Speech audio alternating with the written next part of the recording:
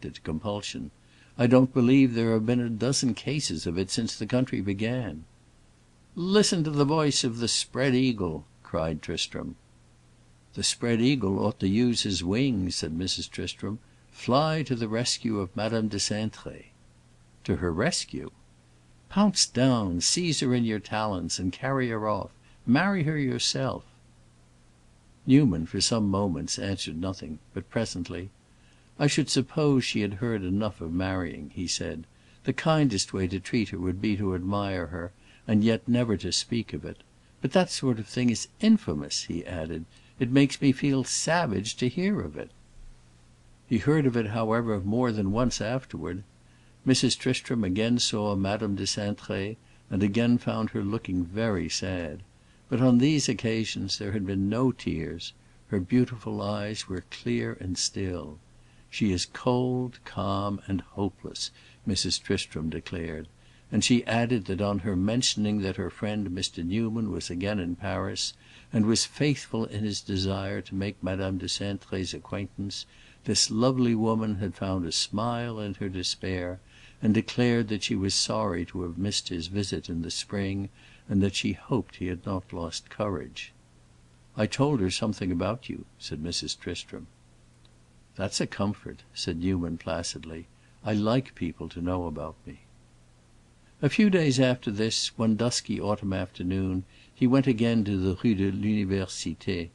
The early evening had closed in as he applied for admittance at the stoutly guarded Hôtel de Bellegarde. He was told that Madame de Cintré was at home. He crossed the court, entered the farther door, and was conducted through a vestibule, vast, dim, and cold, up a broad stone staircase with an ancient iron balustrade, to an apartment on the second floor. Announced and ushered in, he found himself in a sort of a paneled boudoir, at one end of which a lady and a gentleman were seated before the fire. The gentleman was smoking a cigarette. There was no light in the room save that of a couple of candles and the glow from the hearth. Both persons rose to welcome Newman, who, in the firelight, recognized Madame de Cintré. She gave him her hand with a smile which seemed in itself an illumination, and pointing to her companion, said softly, "My brother." The gentleman offered Newman a frank, friendly greeting, and our hero then perceived him to be the young man who had spoken to him in the court of the hotel on his former visit, and who had struck him as a good fellow. "Mrs. Tristram has spoken to me a great deal of you," said Madame de Cintré gently, as she resumed her former place.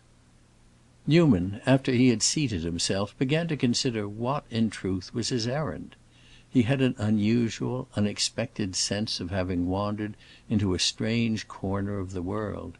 He was not given, as a general thing, to anticipating danger, or forecasting disaster, and he had had no social tremors on this particular occasion. He was not timid, and he was not impudent. He felt too kindly towards himself to be the one, and too good-naturedly toward the rest of the world to be the other. But his native shrewdness sometimes placed his ease of temper at its mercy. With every disposition to take things simply, it was obliged to perceive that some things were not so simple as others. He felt as one does in missing a step in an ascent where one expected to find it. This strange, pretty woman, sitting in fireside talk with her brother, in the gray depths of her inhospitable-looking house, what had he to say to her? She seemed enveloped in a sort of fantastic privacy. On what grounds had he pulled away the curtain? For a moment he felt as if he had been plunged into some medium as deep as the ocean, and as if he must exert himself to keep from sinking.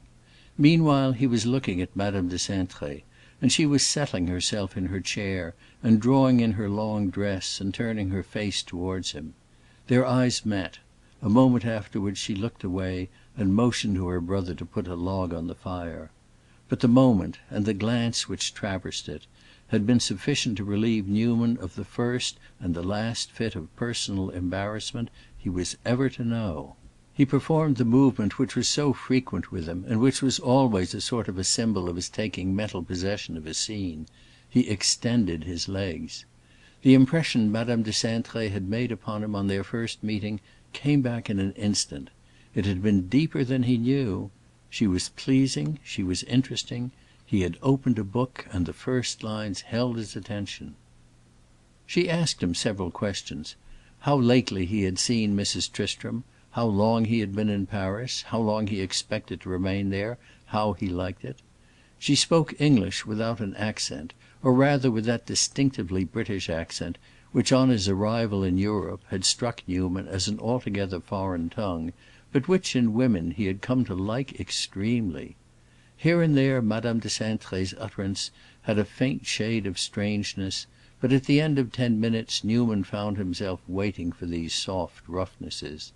He enjoyed them, and he marveled to see that gross thing, error, brought down to so fine a point. "You have a beautiful country," said Madame de Cintré presently. "Oh, magnificent!" said Newman. "You ought to see it." "I shall never see it," said Madame de Cintré with a smile. "Why not?" asked Newman. "I don't travel, especially so far." "But you go away sometimes. You are not always here." "I go away in summer, a little way, to the country." Newman wanted to ask her something more, something personal, he hardly knew what. "Don't you find it rather quiet here?" he said, "so far from the street?" "Rather gloomy," he was going to say, but he reflected that that would be impolite. "Yes, it is very quiet," said Madame de Cintré, "but we like that." "Ah, you like it," repeated Newman slowly. "Besides, I have lived here all my life." "Lived here all your life," said Newman in the same way. "I was born here, and my father was born here before me, and my grandfather, and my great-grandfathers. Were they not, Valentin?" And she appealed to her brother.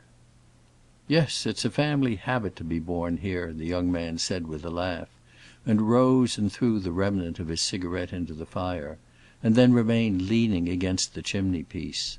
An observer would have perceived that he wished to take a better look at Newman, whom he covertly examined, while he stood stroking his moustache. "Your house is tremendously old, then," said Newman. "How old is it, brother?" asked Madame de Cintré. The young man took the 2 candles from the mantel-shelf, lifted one high in each hand, and looked up towards the cornice of the room, above the chimney-piece. This latter feature of the apartment was of white marble, in the familiar rococo style of the last century; but above it was a paneling of an earlier date, quaintly carved, painted white, and gilded here and there. The white had turned to yellow, and the gilding was tarnished. On the top, the figures ranged themselves into a sort of shield, on which an armorial device was cut. Above it, in relief, was a date, 1627. "There you have it," said the young man. "That is old or new, according to your point of view."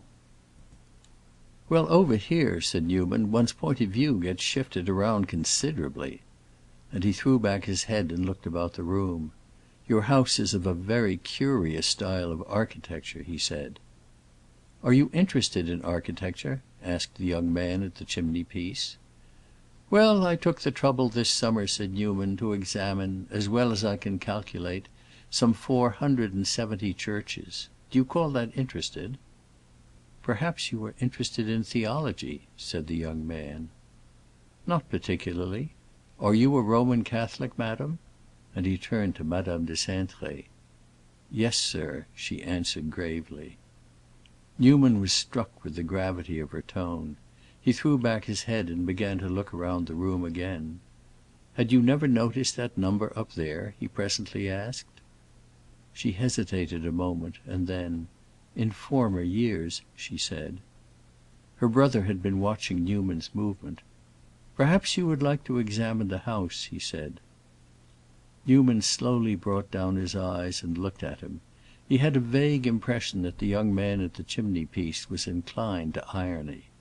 He was a handsome fellow, his face wore a smile, his moustaches were curled up at the ends, and there was a little dancing gleam in his eye. "Damn his French impudence!" Newman was on the point of saying to himself. "What the deuce is he grinning at?" He glanced at Madame de Cintré. She was sitting with her eyes fixed on the floor. She raised them; they met his, and she looked at her brother.